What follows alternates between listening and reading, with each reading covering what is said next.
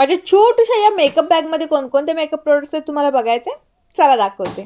दिसायला जरी ही छोटीशी बॅग असली ना, तरी माझा मेकअपचा सगळा संसार यामध्ये बसतो. आता सगळ्यात पहिली गोष्ट आपल्या हातात आली आहे ती म्हणजे इंडलजियाचं रोज गोल्ड ऑइल. हे एक प्रायमर आहे. त्यानंतर आहे माझं फाउंडेशन फॉरएव्हर 52चं. हे आहे कन्सिलर इनसाइड कॉस्मेटिकचं आहे आणि त्यानंतर पॅक कॉस्मेटिकची ही ट्रान्सल्युसंट पावडर. ट्रान्सल्युसंट पावडर असली तरी एखादी कॉम्पॅक्ट पावडर आपल्याला हवीच असते. आणि त्यानंतर आहे हे आपलं ब्लशर.